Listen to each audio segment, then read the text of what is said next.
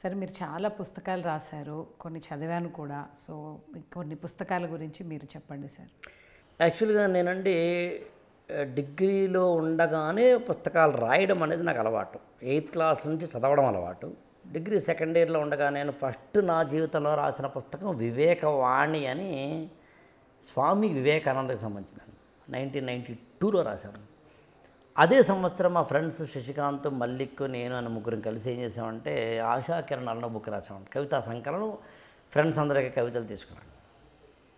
But జీవితంలో చాలా పుస్తకాలు రాసిన కొన్ని పుస్తకాలు అంటే కొన్నేమో మాకు అకాడమిక్గా ఐఏఎస్ కోసమో గ్రూప్ 1 గ్రూప్ 2 కోసం ఉపయోగపడి ఉన్నప్పటికీ బట్ బేసికల్గా ఉపయోగపడే అందరికీ ఉపయోగపడే కొన్ని పుస్తకాలు అనుకున్నప్పుడు ఉదాహరణకి ఇది లైఫ్ లెసన్స్ అని. ప్రపంచవ్యాప్తంగానూ భారతదేశంలోనూ తెలుగు నేలలోనూ ఉన్న గొప్పవాళ్ళు చరిత్రలో కావచ్చండి, సైన్స్లో కావచ్చండి, ఇతరతర సందర్భాల్లో కావచ్చు, గొప్పవాళ్ళ కథల్ని 2 పేజీల్లో, మోర్ దాన్ 2 పేజెస్, 2 పేజీల్లో టోటల్గా వాళ్ళు ఏంటి అని చెప్పడానికి ఉపయోగపడే, అది క్లియోపాత్ర గురించి ఉంటుందా, చార్లీ చాప్లిన్ గురించి ఉంటుందా, లేకపోతే కనుక విసీలియస్ గురించి ఉంటుందా, లేకపోతే కనుక బాలచంద్రుడి గురించి ఉంటుందా, ఆ రుద్రమదేవి గురించి ఉంటుందా, అందరూ తాడి నాగమ్మ ఇలా అంటే వాళ్ళ వీళ్ళ పేర్లు కాదు. ఒక్క మాటలో చెప్పాలి అంటే ప్రపంచవ్యాప్తంగాను భారతదేశంలోనూ ఉన్న తెలుగు నేలలోనూ ఉన్న గొప్ప వాళ్ళ కథల్ని 2 పేజీల్లో రాస్తే దాన్ని లైఫ్ లెసన్స్ అని. అట్లాగే మామూలుగా పుట్టినప్పుడు మనందరం కూడా సామాన్యంగానే పుడతామండి, కానీ ఎదగడంలోనే అసామాన్యత ఉంటుందంటాను నేను. పుట్టినప్పుడు అందరూనండి ఏమండి, నెల్సన్ మండేలా అయినా, గాంధీ మహాత్ముడైనా ఎవరైనా పుట్టినప్పుడు ఆకాశంలోంచి దేవదుందుబులు మోగి దేవతలందరూ పూలవర్షం కురిపించి భూమి ఏమో చీలిపోయి ప్రకృతి అంతా పులకించిపోయి అహో గాంధీ మహాత్ముడు పుట్టెను అని అనరండి. ఇంతవరకు ఎవరు అనలేదండి. పుట్టినవాడు ఏమవుతాడో ఎవరు చెప్పలేదండి. పుట్టిన వాళ్ళందరూ మాత్రం గొప్పవాళ్ళు కాలేదండి. గొప్పవాళ్ళు అంటే నా దృష్టిలో చెప్పమంటారండి, ఏమీ కాదండి. Simple equation. గొప్ప అంటే ఏంటి అంటే జంతువుగా పుడతాం మనం. పుట్టినప్పుడు జంతువుగా పుడతామండి. మీరు ఆశ్చర్యపోతారు, జంతువుగా పుట్టడానికి కూడా నేను చాలా ఎక్కువగా చెప్పాలనుకుంటున్నాను. నెక్స్ట్ ఎప్పుడు వీడియోలో చెప్తాను.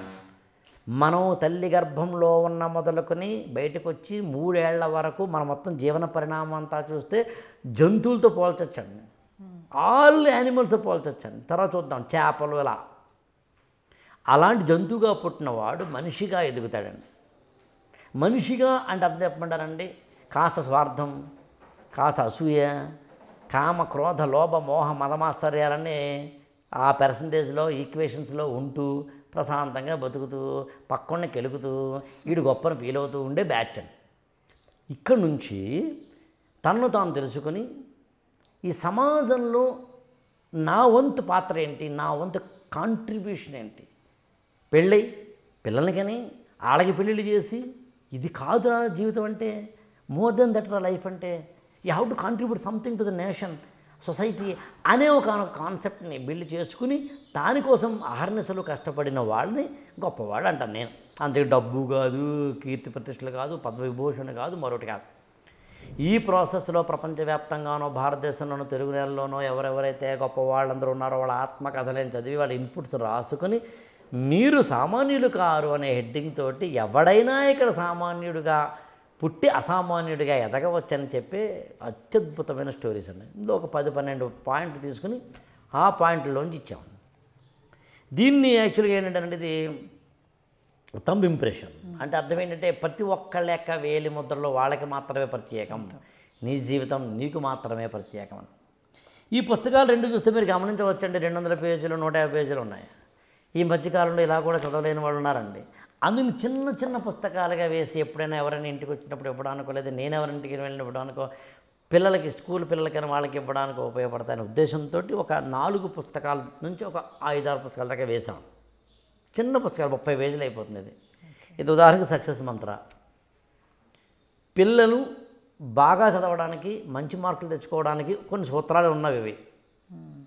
కాకపోతే పిల్లలు ఈ మధ్యకాలంలో తెలుగు చదవలేకపోతున్నారు కదా ఉద్దేశంతో ఇందులో తెలుగు కంటెంట్ని యాజ్ ఇట్ ఈస్గా ఇంగ్లీష్లో కూడా రాసామండి. అదే టైటిల్ కూడా సక్సెస్ మంత్ర అని ఇంగ్లీషు తెలుగు పెట్టాం. తెలుగులోనూ ఉంటుంది కంటెంట్, ఇంగ్లీష్లోనూ ఉంటుంది. ఇది చదివితే 10th క్లాస్ లాంటి ఎగ్జామ్స్లో బాగా మంచి మార్కులు తెచ్చుకోవచ్చు కదా అని ఉద్దేశం అండి. ఇది యాక్చువల్గా నరేంద్ర మోడీ గారు రాసిన బుక్ అండి ఇది. నరేంద్ర మోడీ గారు ఐ థింక్ 5-6 ఏళ్ల కిందట అనుకుంటూ ఈ wrote a book for children of 10th class. ఆ బుక్ సారాంశాన్ని తీసుకుని ట్రూ ట్రాన్స్లేషన్గా కాకుండా అందులోని ఇన్పుట్స్కి నేను కొద్దిగా యాడ్ చేస్తూ కొంత కన్సైజ్ చేస్తూ రాసిన బుక్ అండి ఇది. తర్వాత ఏంటంటే ఎవరితో ఎలా మాట్లాడాలి, మనకి ఈ ప్రపంచంలో చాలామంది ఎవరితో ఎలా మాట్లాడాలి అర్థం కాదు. నాకు తెలిసినంత వరకు కమ్యూనికేషన్ స్కిల్స్ అనేవి లేకపోవడం వల్ల ఎంత ప్రమాదమో మనకు అర్థమవుతుంది. సో ఎవరితో ఎప్పుడు ఎలా మాట్లాడాలి అనే దానికి సంబంధించిన ఒక బుక్ అండి ఇది. తర్వాత వచ్చేసి ఇది ఆలోచనే రహస్యం అని ఇంగ్లీష్లో లా ఆఫ్ అట్రాక్షన్ మీద ద సీక్రెట్ అని బుక్ ఉందండి. రోండా బయర్న్ అనే ఆస్ట్రేలియన్ రైటర్ రాశారండి ఆవిడ. ఆ బుక్ తెలుగులోకి ఒక 100 పేజీలుగా వడ్లమూరి శ్రీ రామారావు అనే ఒక ఆయన ఒక బుక్ వేశారు. నేను రోజు మా ఊరు వెళ్ళినప్పుడు మా అన్నయ్య ఇంట్లో బుక్ చూసా, బాగుందని చెప్పి రైటర్కి ఫోన్ చేసి, ఏమంటే అన్ని పేజీలు అయితే నేను వేయలేను కానీ దాన్ని మళ్ళీ కన్సైజ్ చేసి ఇలా చిన్న పుస్తకంగా వేసుకుంటాం మేము అంటే ఓకే అన్నారండి ఆయన. అప్పుడు ఆలోచన రహస్యం అని చెప్పి అంతా ఇక్కడే ఉందని నేను బలంగా నమ్ముతానండి, దానికోసం రాస్తాను. ఇంక తరువాత పిల్లల్ని పెంచడం ఒక కళ. పిల్లల్ని పెంచడం ఒక కళ అనేది ఇది పెద్దవాళ్ళు ఎవరైనా ఇంటికి వచ్చినప్పుడు సరదాగా ఇవ్వచ్చు కదా పిల్లల్ని పెంచని చెప్పి ఒక 7 సమస్యలు 20 పరిష్కారాలు అనే టైటిల్ పెట్టి సరదాగా రాశాం.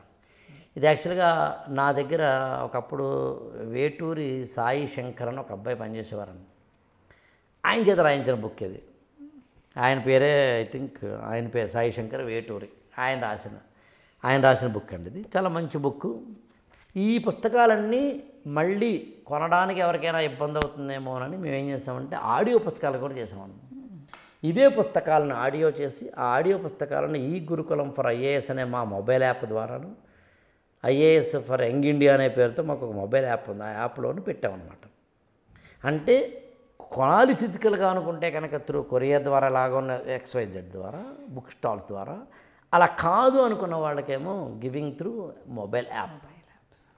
సో ఇలా చేయడం జరిగిందని. పుస్తకాలు చదివితే మనిషి బాగుపడతాడని, రోజు స్నానం చేసినట్టుగా మనకి కూడా మన మనసుకి ఒక పుస్తకంలోంచి అక్షరాలను ఇస్తే మన మనసు కూడా శుద్ధి అవుతుందని నమ్మే బలమైన వ్యక్తి నేను.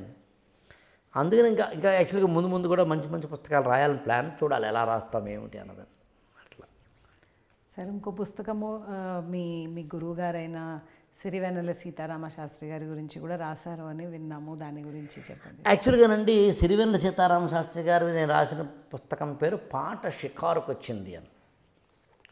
To the best of my knowledge అండి, తెలుగు సినిమా పాటని రాయడం వెనకాల కేవలం ఏదో ఒక ఈక్వేషన్ పెట్టుకొని పెద్ద హీరోకి అయితే ఒకలాగా, చిన్న హీరోకి అయితే ఒకలాగా, ఏదో పెద్ద బ్యానర్ అయితే ఒకలాగా, చిన్న బ్యానర్ అయితే ఒకలాగా, పెద్ద మ్యూజిక్ డైరెక్టర్ అయితే ఒకలాగా, చిన్న మ్యూజిక్ డైరెక్టర్ ఒకలాగా, బాగా డబ్బు ఇస్తే ఒకలాగా, ఇవ్వకపోతే ఒకలాగా, టీవీ సీరియల్కి అయితే ఒకలాగా, ప్రైవేట్ సాంగ్ అయితే ఇంకొకలాగా, ఇలా కాకుండా పాటని పాటలాగే ప్రేమించి పాటను పాటలాగే రాసిన నాకు తెలిసి అరుదైన కవుల్లో సీతారామ శాస్త్రి గారు ఒకరండి.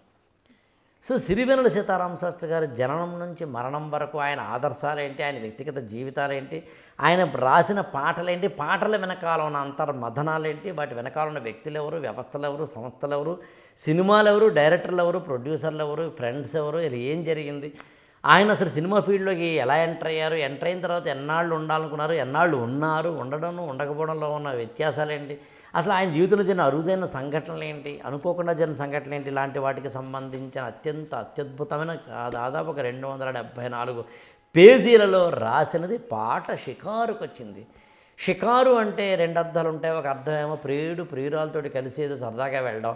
ఈయన కూడా పాట రాస్తుంటే అంత హాయిగా అనిపిస్తుంది కాబట్టి పాట రాసేసిన తర్వాత ప్రియుడిని కలిసిన ప్రియురాలు ఎంత ఆనందం పడుతుందో అంత ఆనందం ఆయన పడ్డాడు కాబట్టి పాట షికారుకు వచ్చింది. షికారి అంటే వేరే అర్థం ఉందండి, వేట అని. సో వేటాడడం అనేది ఆయనకి పాటతోటే జరిగింది కాబట్టి, పాటతోటే ఆయన ప్రపంచాన్ని వేటాడాడు కాబట్టి, ప్రపంచం మీద ప్రశ్నలు సంధించాడు కాబట్టి పాట షికారుకు వచ్చింది అంటే బాగుంటుందనే ఉద్దేశంతో పుస్తకం రాయడం జరిగిందండి యాక్చువల్గా. వెరీ నైస్, థ్యాంక్ యూ అండి. Thank you so much.